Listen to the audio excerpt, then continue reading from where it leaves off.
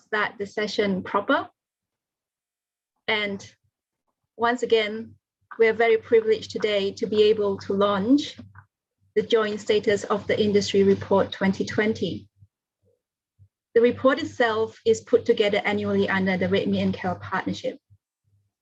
As you would know, the Indonesia-Australia Partnership on Food Security in the Red Meat and Kale sector, the Red Meat and Kale Partnership, is a joint cooperation between Indonesia and Australia to support food security in these sectors and to help both countries access the global supply chain.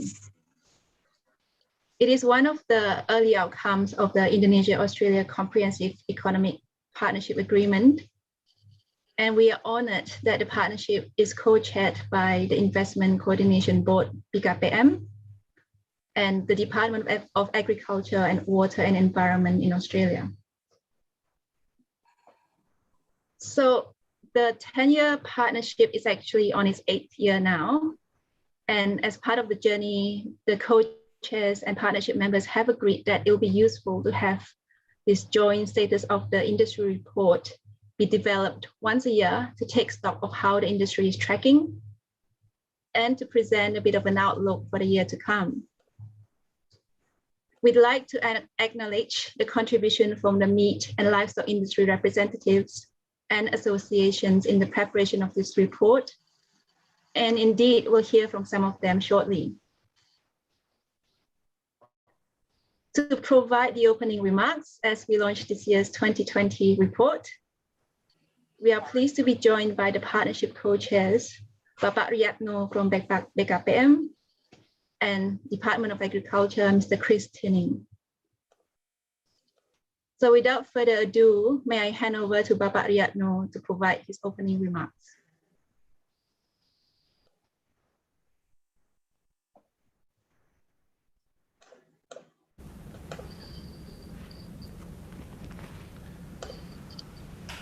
Assalamualaikum warahmatullahi wabarakatuh. Salam sejahtera untuk kita semua. Pertama-tama, perkenankan saya menyapa dan menyampaikan salam hormat kepada para pembicara dan hadirin. Yang pertama, Mr. Chris Tinning, Australian Co-Chair of the Indonesia-Australia Partnership on Food Security in the Red Meat and Cattle Sector. Kedua, Ibu Musdalifah Mahmud, Deputi Bidang Koordinasi Pangan dan Agribisnis Kementerian Koordinator Bidang Perekonomian Republik Indonesia. Yang ketiga, Mr. Josh Hughes, Agriculture Counselor, Australian Embassy in Indonesia. Yang keempat, Bapak Diki Adiwosno, Presiden Direktur PT Juang Jaya Abdi Alam. Yang kelima, Mr. Troy Setter, CEO and Director of Consolidated Pastoral Company. Yang keenam, Mrs. Valeska, Indonesia Country Manager, Meat and Livestock Australia, serta para hadirin dan rekan-rekan media. Saya juga ingin mengucapkan terima kasih dan selamat bergabung dalam diskusi mengenai laporan status industri daging merah dan sapi di Indonesia dan Australia atau Joint State of Industry Report tahun 2020 serta proyeksinya di tahun 2021. Laporan status ini disusun bersama dengan para pelaku industri untuk memberikan gambaran ringkas mengenai kondisi industri daging merah dan sapi di Indonesia dan Australia pada tahun 2020. Untuk itu, saya menyampaikan apresiasi setinggi-tingginya kepada para pihak yang telah berkontribusi dalam penyusunan laporan ini, khususnya kepada Meat and Livestock Australia, Kantor Indonesia, Livestock Australia, Gabungan Pelaku Usaha Peternakan Sapi Potong Indonesia atau Gabuspindo, dan Asosiasi Pengusaha Impor Daging Indonesia, ASPIDI, yang telah mendukung penyediaan data dan informasi. Secara singkat, dapat saya sampaikan bahwa tahun 2020 merupakan tahun yang cukup sulit bagi perekonomian Indonesia, termasuk bagi industri daging merah dan sapi. Secara umum, ekonomi Indonesia mengalami kontraksi sebesar 2,07% dibanding tahun 2019. Secara khusus, industri daging merah dan sapi mengalami perlambatan karena harga sapi dan daging sapi meningkat tajam, sementara permintaan konsumsi menurun karena pandemi COVID-19. Namun demikian, Bank Dunia memperkirakan perekonomian Indonesia akan kembali pulih pada tahun 2021 ini. Produk domestik bruto atau PDB kita diprediksi akan tumbuh di atas 4%. Pertumbuhan ini diperkirakan dapat tercapai seiring dengan pelonggaran pembatasan mobilitas secara bertahap dengan tetap menerapkan protokol kesehatan. Selain itu, semakin meluasnya cakupan vaksinasi diharapkan dapat meningkatkan kembali kepercayaan pelaku bisnis dan konsumen. Bapak, Ibu, dan hadirin sekalian, seperti yang telah kita ketahui bersama, hubungan dagang antara Indonesia dan Australia yang telah berlangsung lama, salah satunya berfokus pada suplai daging sapi untuk kebutuhan dalam negeri Indonesia. Sekitar 36% dari kebutuhan daging sapi Indonesia dipenuhi dari Australia dalam bentuk daging sapi dan sapi hidup. Rantai pasok yang signifikan ini sejak pertengahan tahun 2020 mengalami sejumlah kendala, diantaranya karena berkurangnya ketersediaan sapi hidup di Australia. Situasi suplai yang demikian mengakibatkan penurunan impor sapi hidup dari Australia sekitar 30% pada tahun 2020 yang menimbulkan kekhawatiran terkait dengan kesanggupan untuk memenuhi kebutuhan daging sapi di Indonesia. Kami juga mencatat bahwa para pengusaha feedlots dan rumah potong hewan di Indonesia dan Australia telah berupaya sedemikian rupa untuk dapat mempertahankan bisnis mereka sebagai akibat dari kelangkaan suplai di Australia dan tingginya harga daging sapi secara global, yang mana situasi ini merupakan situasi yang berada di luar kendali kedua pemerintah.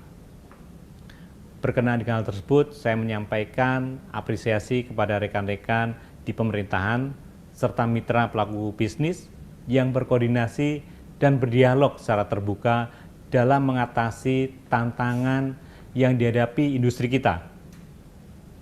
Pemerintah Indonesia tetap berupaya memenuhi kebutuhan daging sapi nasional dengan meningkatkan produksi daging sapi dalam negeri serta memperluas akses impor daging dari negara lain, seperti suplai daging sapi dari Brasil dan impor daging kerbau dari India sebagai substitusi.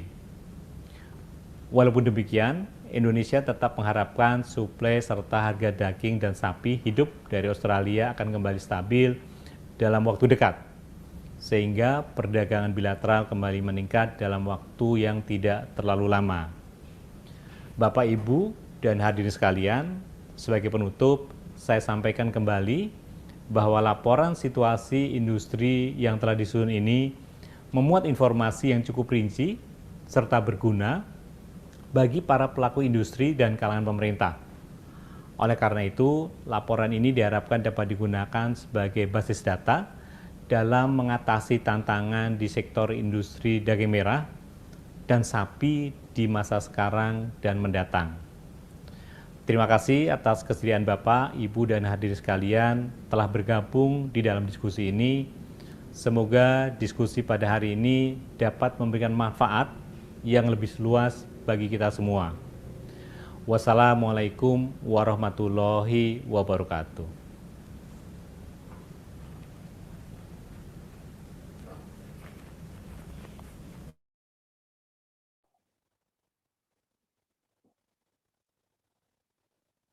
Thank you, Bapak Riyadno. Terima kasih, Bapak Riyadno. I think that's some good points you raised about the report being used as a reference for data, but also to stimulate some of the discussions on how do we improve on the joint industry in the next few years. May I please hand over to Mr. Chris Tinnings to provide his opening remarks.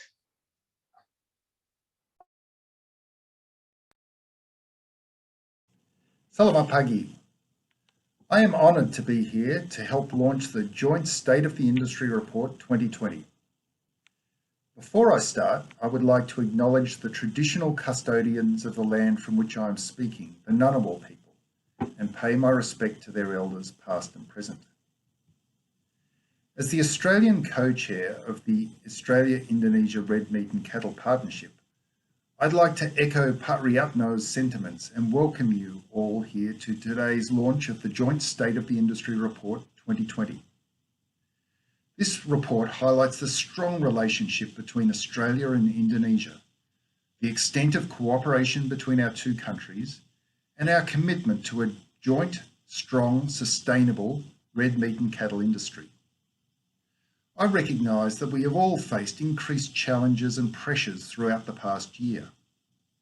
Not only has COVID-19 prevented us from physically meeting here today, but it has also created unprecedented uncertainty in the red meat and cattle industry in both Indonesia and Australia.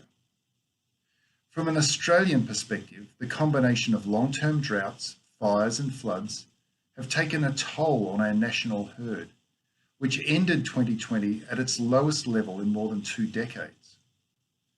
We are now experiencing the challenge of rebuilding and increasing competition for our cattle. This increased competition has led to historically high prices, impacting both Indonesian and Australian commercial operators across the supply chain.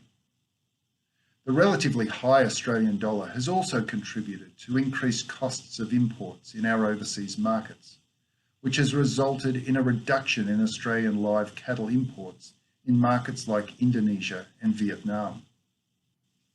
This year's Joint State of the Industry Report reflects on these challenges, but also anticipates that there is light at the end of the tunnel. In Australia, beef and cattle prices are driven by market forces. Simply speaking, it's a commercial matter that the Australian government does not have any power to set or influence. That being said, past experiences suggest that prices should be easing in the second half of 2021 as herd rebuilding slows and our cattle numbers increase. This is nature. It's predicted that beyond 2021, cattle numbers will increase and prices will continue to decline through a complex mix of supply, weather and exchange rate factors in major capital producing countries. We highly value our positive cooperation and partnership with Indonesia and feel our bilateral relationship is going from strength to strength. The Red Meat and Cattle Partnership is a prime example of the success this relationship has produced. I'm confident that moving forward, we will continue to bolster the Indonesia-Australia red meat and cattle sector and improve the links between our industry and government to achieve further success. I wish you all the best for the remainder of the meeting.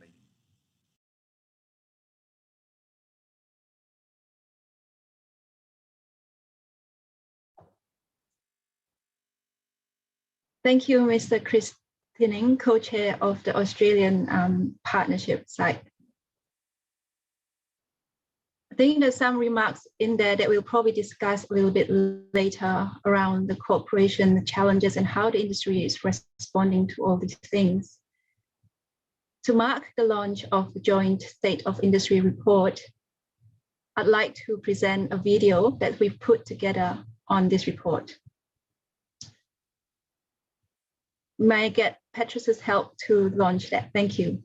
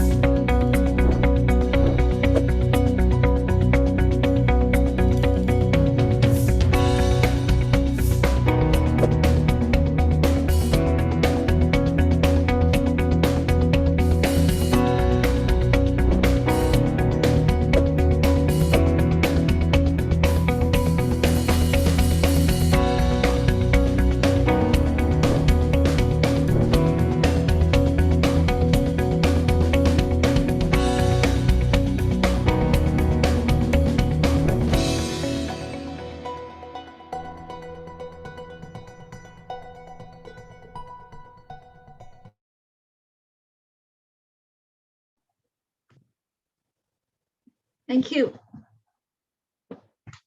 And I think that the report itself is probably a realistic representation of what happened last year. And I think it also touched upon some of the challenges, but also the opportunities and the outlook for 2021. To assist us with some of those discussions and some of those views, we are pleased to be joined today by our panelists. And I'm particularly privileged that we are able to get 4 esteemed speakers again to this webinar. So I would like to welcome and introduce them. Firstly, we have Ibu Musdalifah, who is the Deputy Minister for the Agri-Food and Agriculture, Coordinating Ministry of Economic Affairs Indonesia, Deputi Bidang Koordinasi Pangan dan Pertanian, Kemenko Indonesia. Ibu Mus, welcome. And we'll have Mr. George Hughes, Thank you, but I the don't Australian know, Agriculture ini. Councillor to Indonesia. Halo, Valenska.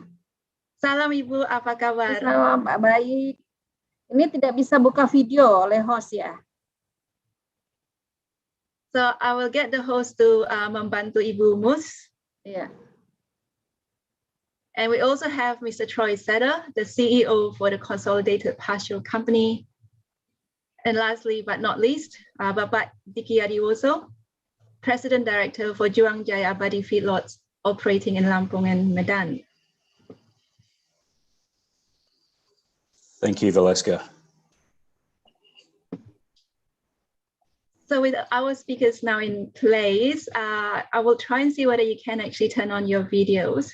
And maybe to start off the discussion, I'll go to Ibu Mus first, and I'll switch over to Bahasa Indonesia. Selamat pagi, Ibu Mus. Selamat pagi, Bu Valeska. Sehat Salam selalu. sehat dan selamat bergabung juga. Ya, terima kasih. Dalam laporan status industri Indonesia Australia ini, kita melihat bahwa tahun 2020 memang agak challenging dan agak sulit bagi semua sektor. Menurut Ibu, bagaimana fokus pemerintah Indonesia terutamanya dalam masa pandemi ini untuk menjaga kestabilan pasokan dan juga akses terhadap daging sapi dan daging merah lainnya di tahun 2021. Mungkin Ibu bisa memberikan sedikit pandangan dari pihak pemerintah Indonesia. Terima kasih, Bu Valeska. Selamat pagi semuanya, salam sejahtera. Assalamualaikum warahmatullahi wabarakatuh. Jadi pemerintah tentu saja sapi adalah salah satu komoditas utama untuk pangan di negara kita, di negara kami. Dan berdasarkan neraca yang ada, memang tahun 2021 ini termasuk salah satu era di mana kebutuhan daging merah, daging sapi ataupun daging kerbau ini agak tersendat ya, karena beberapa hal. Yang pertama memang pasokan, kami melihat pasokan dari berbagai negara memang lebih terbatas. Bapak Ibu, untuk pemenuhan daging sapi kita masih defisit pada saat ini, dan dengan tingkat konsumsi nasional kita sebenarnya masih rendah, kurang dari 3 kilo per kapita per tahun. Dan untuk ini juga menjadi strategi pemerintah juga agar supaya konsumsi daging kita ini bisa meningkat lebih baik untuk peningkatan asupan protein bagi rakyat Indonesia. Kemudian pemenuhan kebutuhan importasi berupa sapi, bakalan maupun dalam bentuk daging beku, ini juga banyak dilakukan. Kalau kita lihat tren proporsi produksi dalam negeri dan impor daging sapi, Bu Valeska, apakah bisa share dokumen atau tidak perlu? Mungkin tidak perlu, Tidak tapi perlu, ya? nanti bisa kami sampaikan ke audiens juga. Oke. Ini impor kita memang lebih rendah dibandingkan produksi dalam negeri, tetapi impor kami ini memang kita masih perlukan. Untuk pasokan daging sapi, 45% kita penuhi dengan importasi sapi bakalan. Kemudian 38% dengan daging sapi dan 17% jeroan. Ini proporsi yang konsumsi nasional kami. Kemudian negara asal impor yang selama ini banyak dilakukan. Yang pertama tentu saja dari Australia, kemudian New Zealand, Brazil yang sudah mulai beberapa masuk dalam bentuk daging, tapi sapi bakalan belum ada karena kita belum punya pulau karantina, dan kita juga sudah mulai masuk Spanyol dan dari Amerika.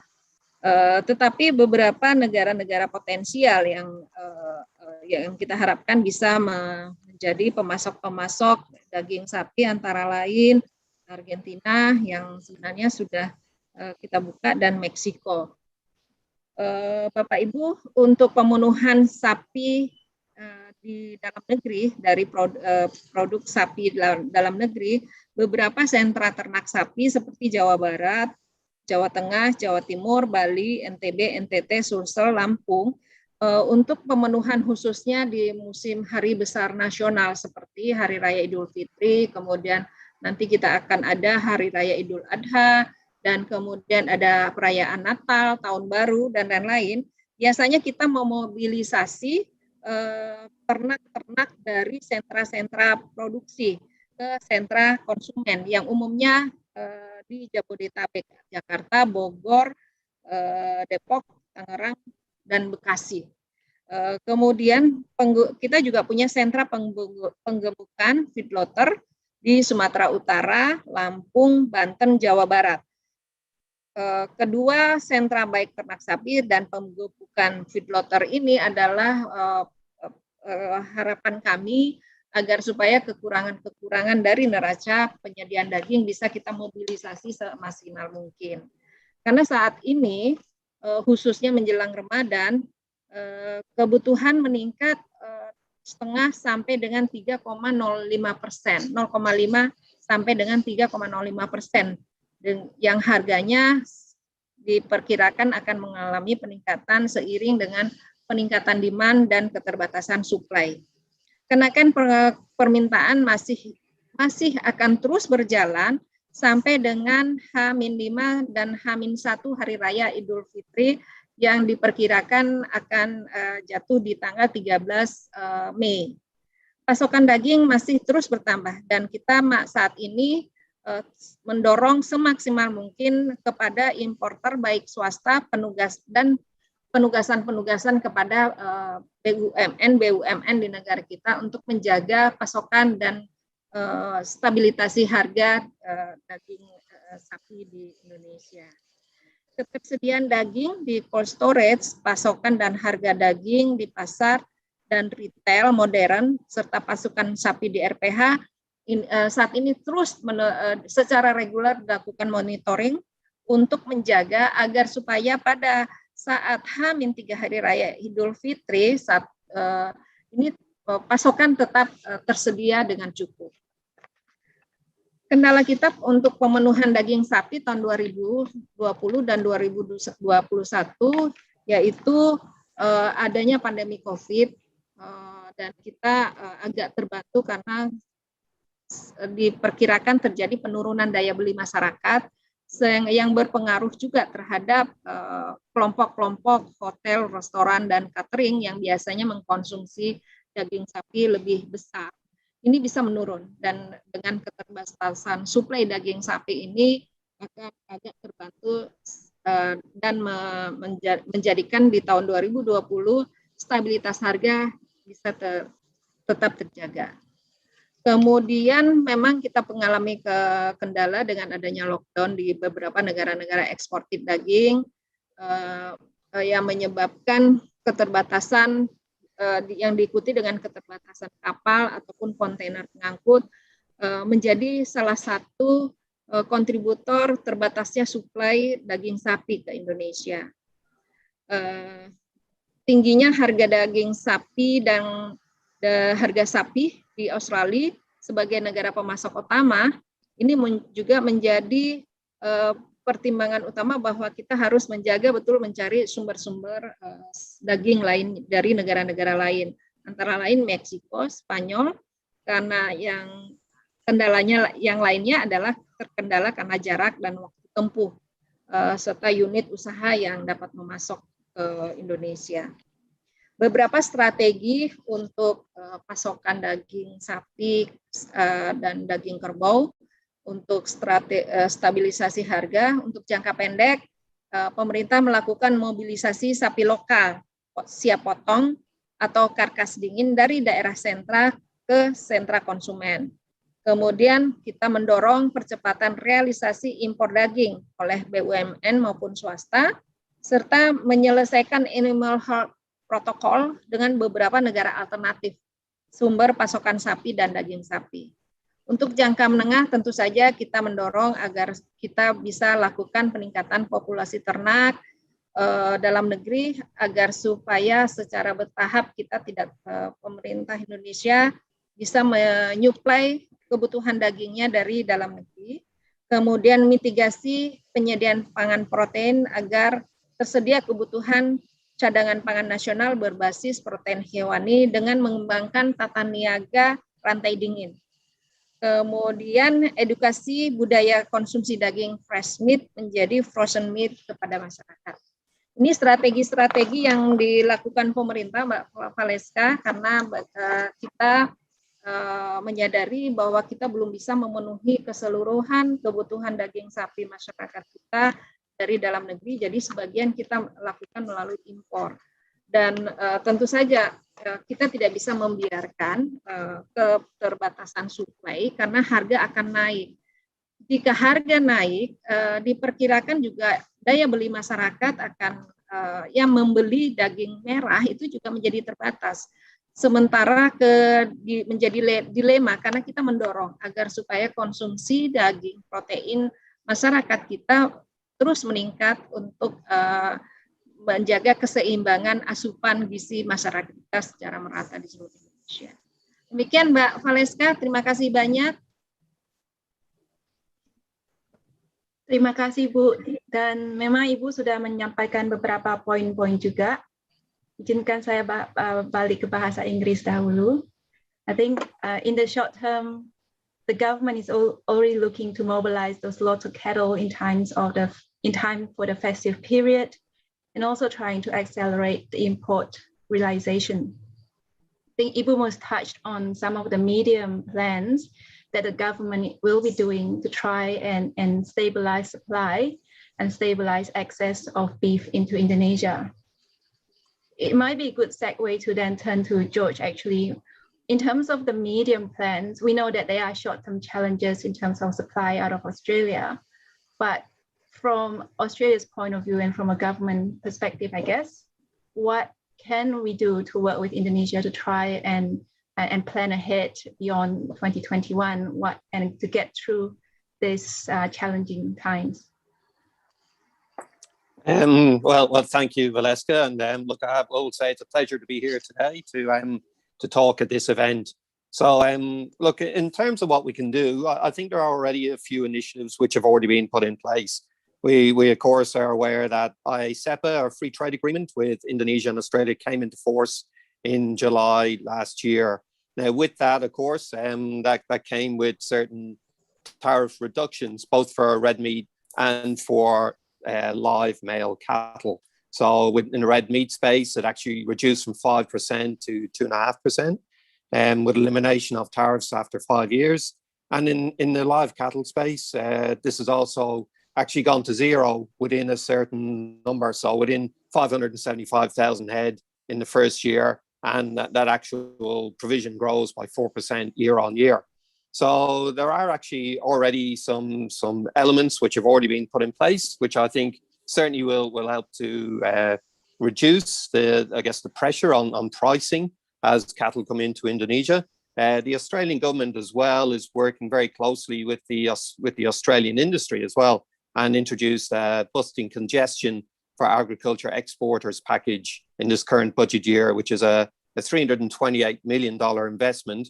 And what that is actually looking to do is cut inefficiencies out of the system on the Australian side. So it's looking to move manual processes into a digital platform. It's also identifying amendments to regulations where we can cut out unnecessary administration where we can, so cutting red tape. It's also going to focus on the red meat industry, again, to sort of cut out any sort of inefficiencies which may be in place that are either slowing down trade or having a cost impact. So there are a few things which are happening in that space from a government perspective. I think more broadly, though, it's important, though, that when we talk about the trade with Indonesia in the red meat and cattle space, we have to recognize that our relationship is not just about trade. We have a long-standing investment, both from a government perspective and from an industry perspective, to both, again, identify those efficiencies in the supply chains, but also then to work with the Indonesian government to boost their own capacity to produce their own red meat sector as well. So we do have to look at some fairly simple stats. You know, we have 26 million people, and I think we have about a herd of 24 million head of cattle, roughly at this point in time. Indonesia has 260 million people and a much smaller cattle herd to try and meet those demands. So Australia looks to meet a gap in that need, but that is going to become under more and more pressure as the population expands here in Indonesia, as people become more affluent and want to buy beef as part of their diet. So we have been working very closely through initiatives such as the Red Meat and Cattle Partnership, who are hosting today's event and who produce today's document and the Joint State of the Industry report. Through that initiative, we've been working to upskill participants in the whole supply chain, so in feedlots, in abattoirs, etc. We've also been look at producing production models here in Indonesia as well. So, and with that, we actually had a very dedicated project called the Indonesia-Australia Commercial Cattle Breeding Program. What that looked at, it was how to put together basically Aussie know-how in the cattle space within an Indonesian environment. So bringing in Australian experts to work with Indonesian businesses to actually find commercially viable production models here in Indonesia. So this is a very, very good and very practical contribution to Indonesia's efforts to grow its own herd and therefore have greater supply within the domestic market, which therefore, of course, will bring down prices. So these are practical measures associated with that. So that's certainly not the only investment we have here. We've also got the Prisma program, which is looking at market mechanisms with a broad range of farmers here in Indonesia, looking into cattle fattening operations of domestic cattle. We've also got quite a large and long record of research investment by ACR, and who also ran a program called IndoBeef, who looked at the integration of cattle with plantations and also through cropping production models. And then also more fundamentally, we've been running programs looking at animal health. So we've got a program running at the moment called the Australia-Indonesia Health Security Partnership. And this is looking at things like boosting national surveillance for animal health, which of course go to output and production, looking at things like brucellosis, anthrax, a whole range of diseases which effectively can reduce your production and output of cattle and can restrict the growth of a domestic herd. So I think this is a point of difference in us and other trading partners. We don't just sell things into Indonesia.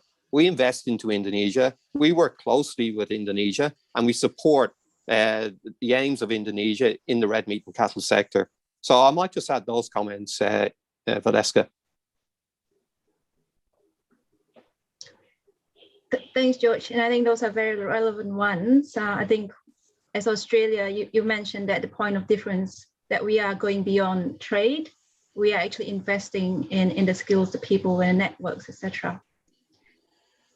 Maybe on that note, I would actually ask Pak Diki, you've been sort of one of the direct recipients, one of the pioneers of this sector, and probably been involved in a lot of those programs that George had talked about.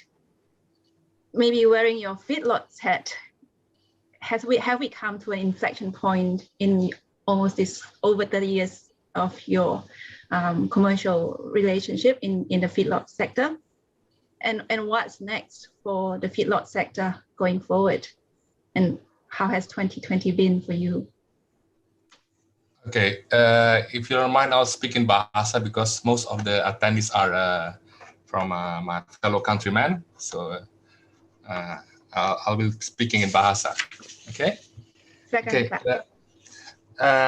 Industri feedlot pada saat ini sangat mendapat tekanan yang sangat berat dikarenakan harga kita sangat menggantungkan diri pada pasokan dari Australia selama ini, dan itu sudah berlanjut selama hampir 30 tahun. Dan saat ini seperti tadi disampaikan dalam di video maupun juga disampaikan oleh rekan-rekan kami dari Australia bahwa memang populasi ternak di Australia saat ini sedang menurun, maka itu harganya sangat tinggi pada saat ini. Okay. Kemudian dengan adanya COVID, situasi COVID saat ini, permintaan menurun dan juga purchasing power dari para konsumen kita juga menurun pada saat ini. Sehingga kita saat ini benar-benar istilahnya sudah jatuh ketiban tangga lagi. Okay. Beberapa feedlot di tahun 2020 dan juga mendekati 2021 sudah menutup operasi mereka, dan yang berjalan pun sudah turun kapasitas mereka sampai hampir mendekati 50% daripada kapasitas mereka. Jadi semua feedlot pada saat ini coba bertahan untuk survive melewati masa-masa yang berat ini. Ini pertama kali dalam sejarah selama saya berkecimpung di usaha ini bahwa harga sapi BX Brahman Cross yang kita jual di pasaran lebih tinggi daripada harga sapi lokal. Dan ini ditunjukkan bahwa sapi lokal bisa 46 sampai 47 ribu, sedangkan sapi Brahman Cross itu antara 48 sampai 50 ribu hidupnya. Okay. Dan ini sangat berat untuk kita semua. Okay. Kita tahun lalu feedlot industri kita, Gabus Pindo, memang menjadi pahlawan untuk pemasok daging di Indonesia karena pada saat itu daging impor susah masuk dan lainnya, dan kebetulan kami pada saat itu mempunyai pasokan yang cukup banyak akibat dari banyaknya sapi yang dikirim di tahun 2019 saat Australia mengalami kebakaran, kekeringan dan maupun kebanjiran pada saat itu, sehingga banyak stok kita di awal 2020 tahun lalu. Tapi tahun ini sungguh dengan berat hati kita sampaikan kepada pemerintah bahwa kita tidak bisa menjadi pahlawan yang seperti biasanya. Kita saat ini hanya menyerahkan diri kepada pemerintah mencari alternatif untuk mensuplai kebutuhan konsumen menjelang Lebaran ini. Okay. Dengan itu, daging seperti kita semua tahu bahwa pemerintah Indonesia telah mengambil kebijakan untuk mendatangkan daging-daging yang lebih murah contohnya dari India maupun dari negara lain, dan ini sudah sampai merebak, sudah masuk pasar-pasar yang biasanya disuplai oleh sapi-sapi hasil pengembukan dari feedlot kita semuanya. Okay. Dan ini akan menjadi sebuah tantangan kita di masa depan.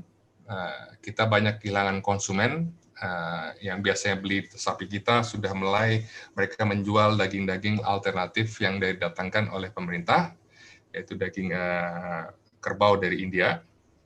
Sehingga harapan kita bahwa kita bisa di masa depan pada saatnya harga sapi bakalan dari Australia lebih bersaing, kita bisa merebut kembali pasokan pasar tersebut, memasok pasar tersebut. Okay.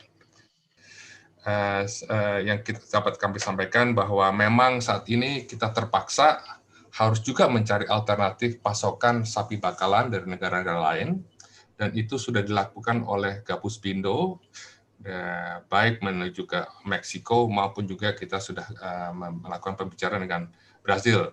Tapi tantangannya masih banyak, tapi kita akan harus melakukan hal tersebut, baik untuk membuat kesinambungan usaha kita pada saat-saat sulit seperti ini.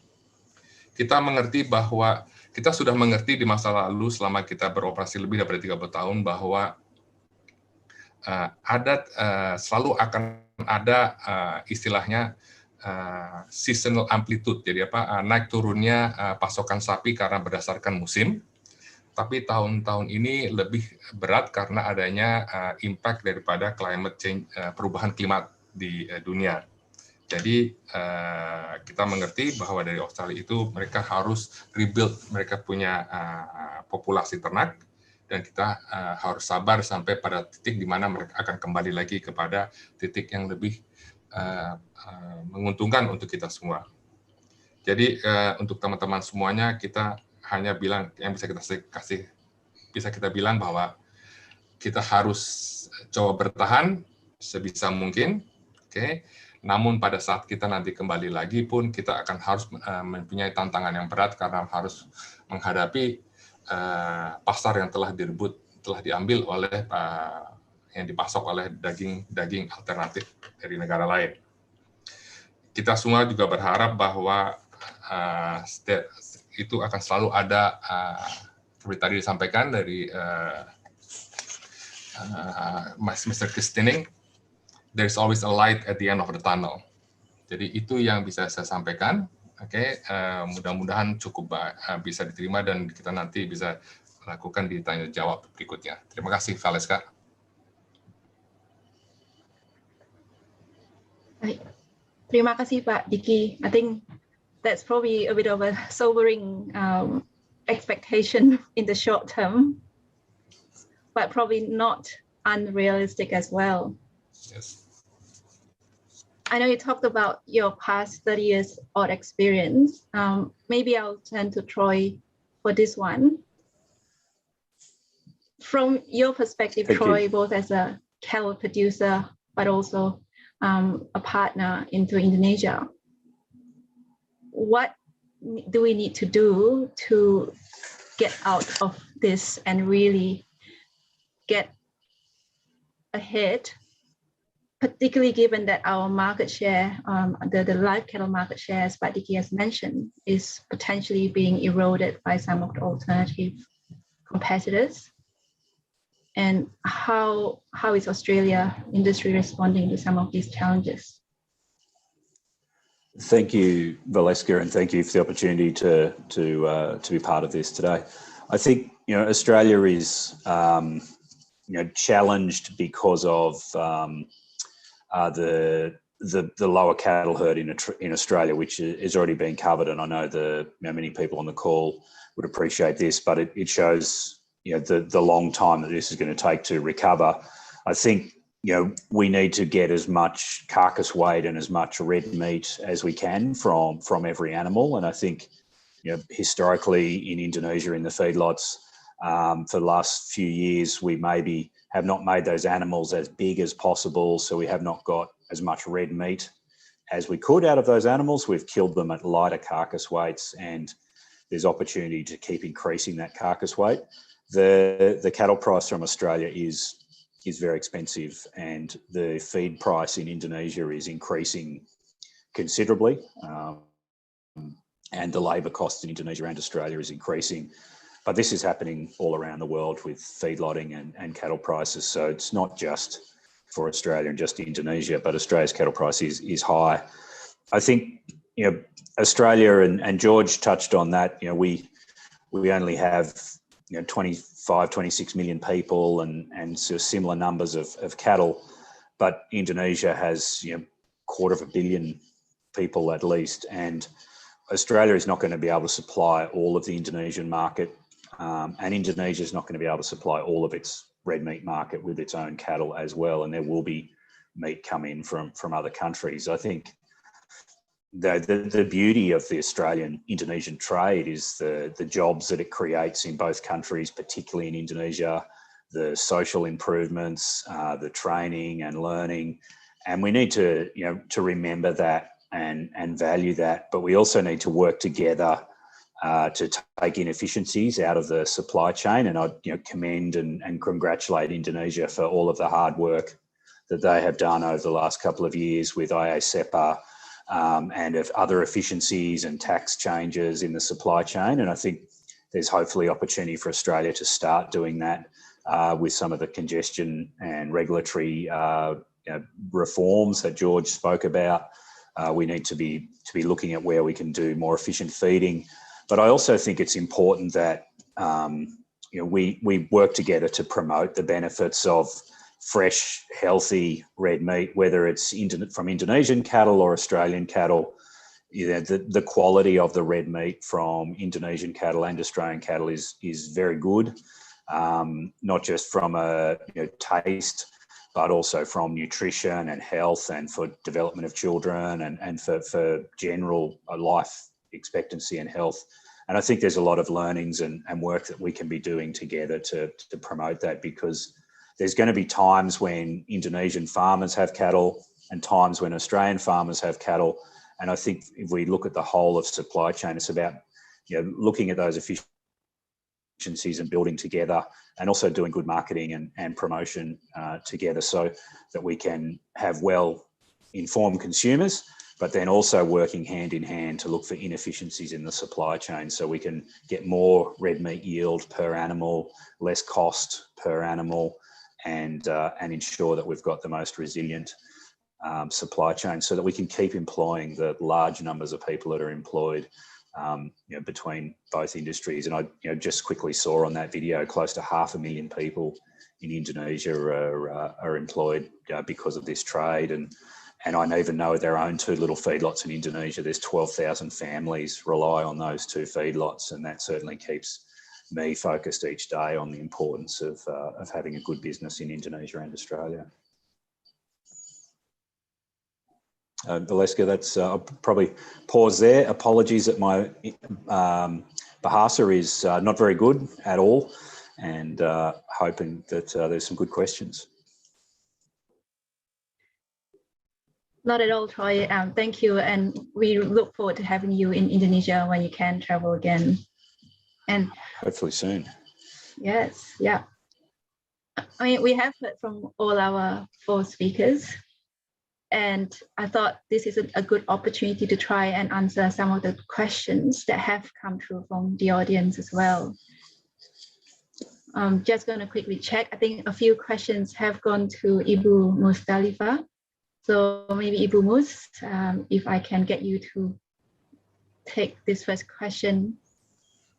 So the question is, with India having high daily cases of the coronavirus, has there been any change in the policy of importing buffalo meat from India? And whether Ibu Mus is still around. Maybe I was waiting for Ibu Mus. Actually, there's one that comes through from one of the attendees. This goes to the industry guys, so Pat Dicky and Pat Troy. Skyrocketing corn, wheat prices, and all the other feed worldwide are driving cost of grains up. The Indonesian government policy on corn imports and its potential substitute remains a big negative to cattle farmers here. So what are we doing from an industry perspective to increase lobbying in this space?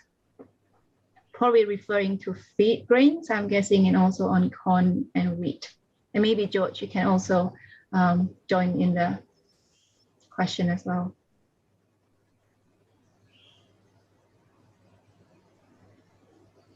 Valeska, while Dicky's thinking about his, thinking and George thinking about their answers on the lobbying side, just from a pure commercial side, if we could get world parity in corn price in Indonesia, we would feed a lot more corn to our cattle and we would have a cheaper production. So be very, very happy to have world corn price policy in Indonesia, and that would help with the efficiency of the cattle trade in Indonesia.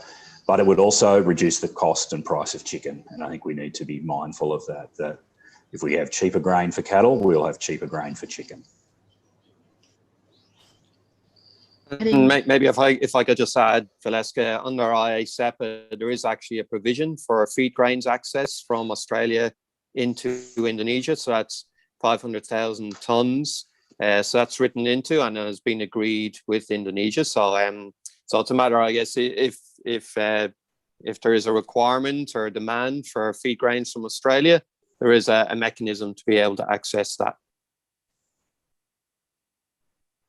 If I may give a comment on this, Valeska. Please, yes. Yes, it's not only us. I think our fellow from the poultry farmers also complaining about this. But I think there's need to be some improvement restructuring in the licensing of importation of those items that we want to import. I think we are still lobbying to get much easier. At the moment, I think the corn are also only being imported by Bullock at the moment. So I think that's what we have. We're trying to get over it if we can import directly. I'm speaking on behalf of the whole industry, not only my company. Okay, but yeah, I think it's Ibu Musdalifah policy that has to help us in getting easier access to those alternative markets. Which I think is a good point to Ibu Mus as well. We talk about the feed costs getting higher, and therefore there's a need to try and make sure that there is easier access for feed products into Indonesia. Maybe while Ibu Mus think about that one, Ibu, there's actually a couple of questions. I think one of them is around the import policy of buffalo meat from India, given that the country has had high daily cases of the COVID-19. Has there been any change, and what's the plans?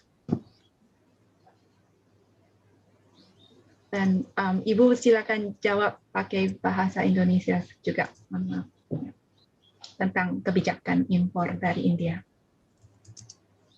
Terima kasih Ibu Valeska. Jadi terkait dengan kebijakan impor dari India, karena memang kita sudah memberikan alokasi kepada BUMN untuk melakukan importasi daging kerbau dari India.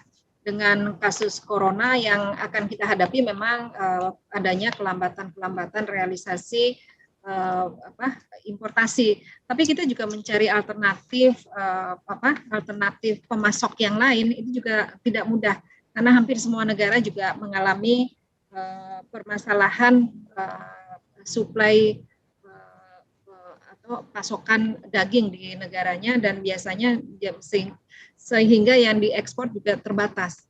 Meskipun kita sudah mencari beberapa alternatif, tapi masih terkendala karena kan yang kita khususkan adalah menghadapi hari raya. Hari raya sudah tinggal 2 minggu lagi, sehingga untuk mencari alternatif yang lain paling tidak harus dari negara yang terdekat yang bisa dilakukan. Dan menurut informasi dari teman-teman swasta maupun BUMN yang mungkin memang dari Australia, tetapi dari Australia setelah dilakukan pengecekan memang juga suplai terbatas, sehingga tidak bisa kita minta untuk dioptimalkan masuk ke Indonesia juga terbatas, dan juga harga sangat tinggi, sehingga kendala ini menyebabkan sampai saat ini kita tidak lakukan perubahan. Saat ini kita tetap mengoptimalkan apa yang sudah diputuskan sebelumnya, antara lain daging kerbau masih terus masuk, Mbak Valeska, meskipun ada corona, karena kontrak sudah berjalan. Yang sudah masuk di Bulog kalau tidak salah sekitar 13.000 ton daging kerbau, dan mudah-mudahan bisa direncanakan ada penambahan sampai dengan minggu pertama bulan Mei ataupun minggu ketiga Ramadan. Mudah-mudahan ini bisa terrealisasi sehingga kebutuhan pada saat pada saat hari raya bisa terpenuhi. Kemudian yang lainnya daging sapi, kita mengoptimalkan mobilisasi dari sentra-sentra produksi baik feedlot maupun dari sapi lokal. Itu yang kita lakukan. Sedangkan untuk pasar lain, dalam pandemi ini pasti terjadi fluktuasi. India juga pernah mereka kemudian menghentikan ekspor ke Indonesia karena memang untuk memobilisasi sapi dari peternakan di rumahan ke RPH untuk bisa diekspor ke Indonesia, itu juga mereka ada keterbatasan. Mungkin juga saat ini terjadi hal-hal demikian. Mudah-mudahan tidak mengganggu kontrak-kontrak yang sudah berjalan. Mungkin saja sapinya sudah ada di situ sehingga bisa sudah tersedia cukup, dan itu yang dilakukan ekspor ke Indonesia. Jadi kalau dengan coronavirus yang sekarang ya, kita belum ada rencana perubahan kebijakan untuk saat ini, sementara ini. Mudah-mudahan nanti, mungkin nanti kalau kita lihat ada hal-hal signifikan yang perlu dilakukan. Itu Mbak Valeska. Kemudian yang tadi Pak Adiwoso terkait dengan kebijakan impor pakan ya Pak Adi ya. Karena sekarang kan input pakan harganya sangat tinggi, jagung sangat tinggi, mencapai 6.000. Kita mencoba baru mendiskusikan Pak, apa saja yang bisa kita lakukan untuk mengendalikan atau menahan laju peningkatan harga pakan Pak Adi. Salah satunya untuk unggas, kita mendorong untuk impor pakan dari komoditas lain, mungkin gandum yang memang tidak masuk dalam lartas, tidak ada pembatasan impornya. Kemudian soybean juga mahal, jadi itu juga menjadi bahan baku yang kita terkendala, dan untuk jangka panjang sebenarnya kita mendorong pemanfaatan sumber-sumber pakan lainnya yang kita ketahui sebenarnya banyak alternatif untuk substitusi input pakan yang lebih baik. Itu Mbak Valeska. Terima kasih. Dan memang untuk memastikan bahwa semua akses diperluas sehingga menjaga pasokan dan juga menjaga stabilisasi harga.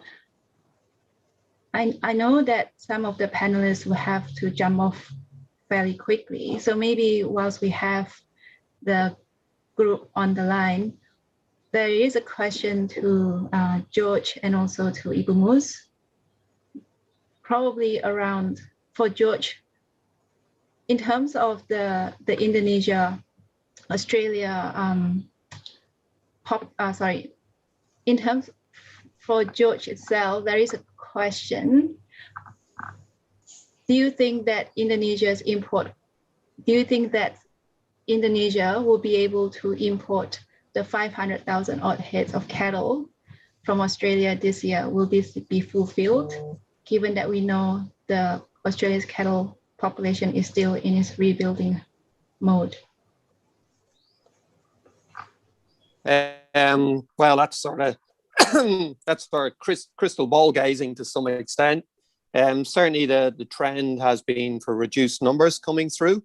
Whether it actually makes the 500,000, it's actually in excess of 500,000 for the provision. I think is probably not looking likely at this point. However, we are aware that potentially prices might soften a bit later in the year, so that might boost further demand and might increase prices coming in. So it's a bit of a watch this space at this point in time. But I guess if I was a betting man, I would probably say less likely to meet that top provision than likely at this point, just given the pricing issues. Yeah, thanks, George. And I think that's probably something that the players can also weigh in as well, like Pak Diki, in terms of the outlook for this year's import realization from the cattle sector. Any thoughts on that, Pak Diki? Yes, if I can comment, I think it's very dynamic at the moment. We look at the also the influx of when are the Indian buffalo meat are coming. Okay, at the moment, I mean, like Ibu Musaliwa said, it's only 13,000, but I think post Lebaran, there's going to be an influx, and it's going to be affecting our market. So it's the price elasticity that the consumer will take on our product, especially our butchers and our cattle traders. How far are there? I mean, we try to go in par with the price increase of prices from Australia. So we'll still have enough to cover our break even or even some margins to do that. So it's very dynamic at the moment. So it's also dependent on what's the government policies in bringing in the Indian beef, Indian buffalo meat on that. So I know there's a few questions around the Indian frozen meat theme. So maybe this is a question for all the panel members. Do you think that the Indonesian consumers are ready to accept buffalo meat and frozen meat? And if so, why? If not, what can we do to make sure that we don't lose our competitiveness in terms of fresh beef? Is that a question to me? You can start, Pak Diki. Okay, no, I think that we have to look at the because the impact of this. Everybody are talking about post-COVID business models, but also we are also on top of that. We also have to look at this impact of the post. We call it the apocalyptic of cattle supply from Australia, which is because of the depopulation of cattle from Australia that we have. It's a wake-up call for everybody in the feedlot industry that there's a possibility of this. Beside on, I mean, this is something that we learned in 2011. Right now this is natural cause of this shrinkage of supply from Australia. In 2011, it was of your government policy. So, but now this is a natural cause that the reason for this situation at the moment. So again, for some of us, we have to look at it as on a long-term basis, that the model is still there, but it's changing. Okay, so it's changing because we have to take also into consideration this price elasticity of consumer who are used right now to the Indian buffalo meat. Okay, they are used to that. Okay, but I think our model will be aiming at different market segmentation in the future. The fresh meat will always be there, but I think how efficient we can produce and how efficient we can be supplied to the consumers and is the questions. We also looking at the moment some of our my fellow countrymen saying that, I mean, from Australian side also should be looking at some of the costs that impacted the additional cost that has been impacted to the exportation of cattle. We should work together to ease that cost, at least until the light at the tunnel will get at the light of the tunnel. Okay. Maybe Troy can answer also some of your question.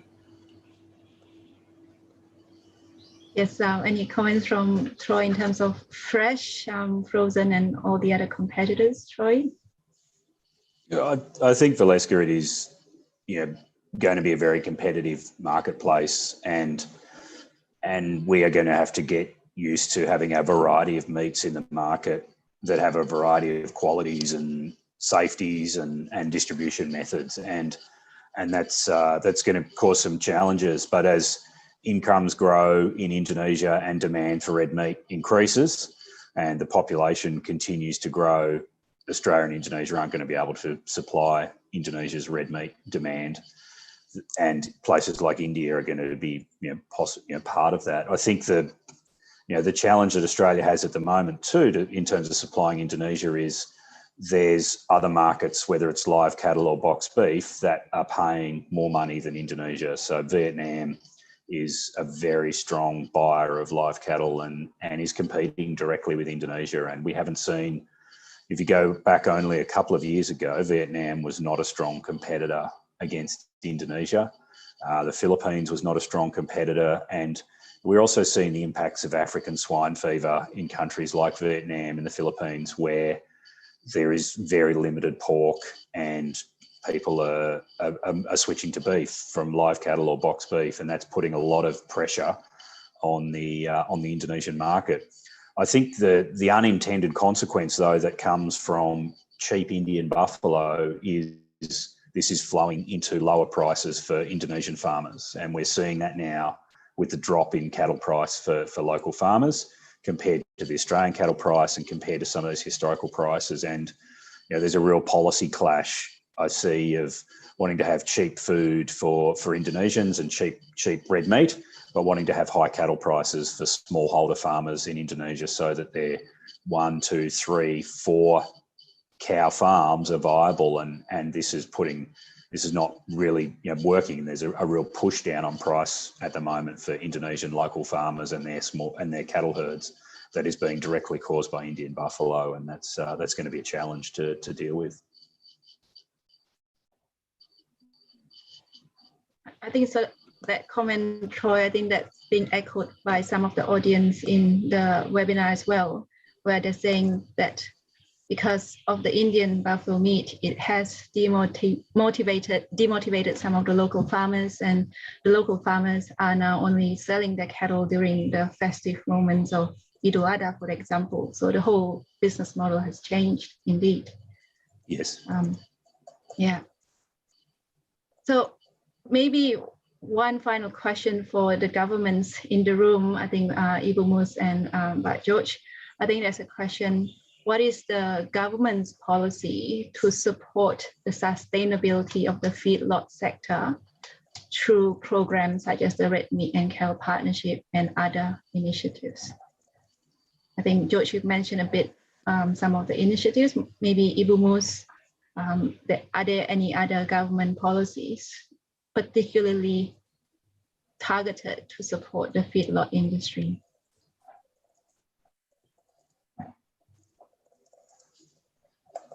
George or Ibu Mus, you can take that question. Yeah. Well, maybe I might just start while Ibu Mus is just gathering our thoughts.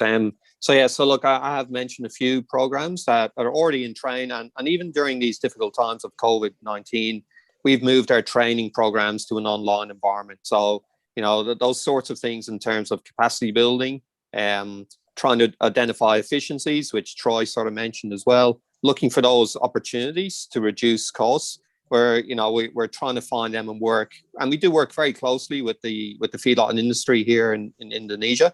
We have a very long-standing relationship, and as well, of course, a lot of the things that we're doing in Australia should flow through.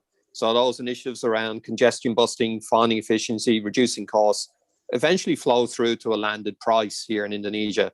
So although the Australian government does not play any part in the commercial considerations of buying and selling cattle, there are also input costs, and they're the elements that potentially we do try and make as efficient and as low as possible. So they're the elements that we're trying to flow through, because we are looking at a whole supply chain here.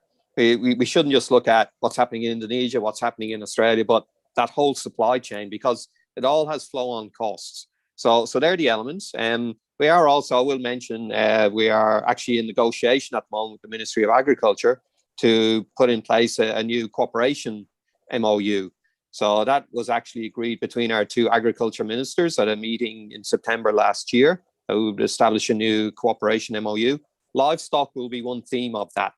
Now, through that, we will actually then have mechanisms to engage bilaterally, to also then identify opportunities to cooperate. And that, of course, would have probably highly likely flow-on effects to the feedlot industry, but also more broadly to the domestic development of the cattle industry here.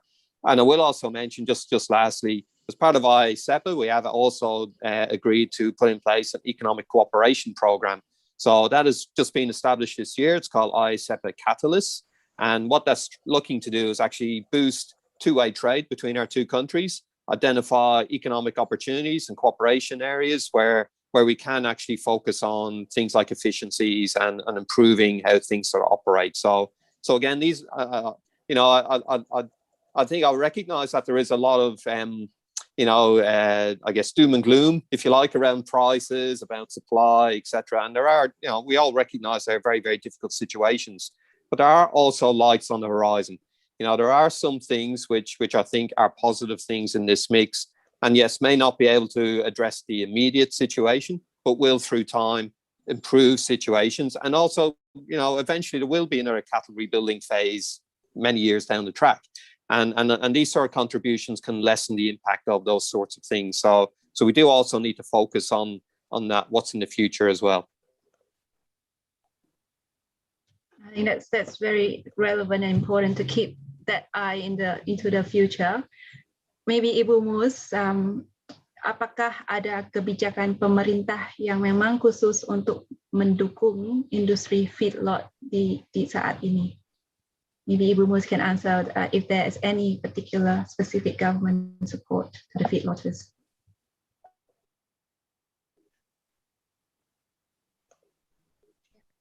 Terima kasih, Mbak Valeska. Khusus untuk feedlot memang yang berjalan adalah sesuai dengan regulasi yang sudah diterbitkan sejak tahun 2019 maupun 2020. Yang sekarang sedang didorong adalah pengembangan mixed farming. Jadi kita mendorong misalnya perkebunan tebu, kemudian di dalam perkebunan tebu kita akan mencoba melakukan integrasi sapi, berintegrasi dengan sapi, dan petani akan mungkin yang akan diprioritaskan adalah memanfaatkan sapi-sapi bakalan yang diimpor. Demikian pula yang kita dorong untuk integrasi sapi dengan hortikultura. Ini juga kita coba mulai menginisiasi perkebunan-perkebunan ataupun tanaman-tanaman yang bisa berintegrasi dengan peternakan sapi atau feedlot sapi. Nah, ini yang sekarang pemerintah sedang dorong, dan selain itu juga pelatihan dalam bentuk saprif, pendampingan dengan bekerja sama dengan IPB ke perkebunan-perkebunan yang terkait, dan di dalam pelaksanaan pelatihan tersebut itu melibatkan pemerintah daerah, karena pemerintah daerah diharapkan mendorong peternak-peternak di wilayahnya agar supaya keterampilannya meningkat dan punya tanggung renteng, share tanggung jawab terhadap peningkatan kapasitas peternak di wilayah tersebut, termasuk dalam upaya untuk meningkatkan asupan protein untuk wilayah di daerah masing-masing. Ini yang sekarang sedang kita inisiasi. Kita bekerja sama dengan Sapi IPB, kemudian kita juga bekerja sama dengan pekebun maupun pengembang-pengembang tanaman. Kita punya program pengembangan hortikultura orientasi ekspor yang diharapkan diantaranya mereka bisa berintegrasi dengan pengemukan sapi atau peternakan sapi. Ini mungkin yang lainnya adalah sebagaimana mungkin Pak Adi dan sudah berjalan selama ini. Karena yang sekarang banyak prioritas bagaimana agar masyarakat kita bisa mengakses ke daging sapi, ke daging merah ini lebih mudah, lebih murah, agar terjangkau, sehingga banyak prioritas dialokasikan untuk importasi daging. Dan untuk feedlot kita kembangkan dengan memperluasan segmen, bukan hanya feedlot khusus, tetapi kita pengemukan sapi orientasinya pemanfaatan limbah-limbah tanaman yang ada. Jadi di perkebunan tebu kita sudah mulai inisiasi integrasi sapi dengan perkebunan tebu, integrasi dengan sawit sudah berjalan, dan kemudian integrasi dengan perkebunan hortikultura, ada pisang, nanas, dan lain-lain. Itu, Mbak. Terima kasih. Terima kasih, Bu. And thank you also to all the panelists. I think we have covered most of the questions that have come through from the audience. And given that we are running out of time for this webinar, we will try and get back to the audience if there are any other unanswered questions. Also, for our media friends, we will be sharing the press release for this report and this webinar shortly as well. Maybe as closing points, I'd like to iterate what Christine and Pak Riyadno say in their opening remarks, that it is a long-standing bilateral trade between Indonesia and Australia. It has employed more than 30,000 Indonesians directly, and it's also providing livelihoods to more than 700,000 people to date. So I think what the panelists have said, while we are facing some speed bumps currently, we have to keep investing, we have to keep adapting. And I personally believe that the industry is quite resilient and that there is light at the end of the tunnel.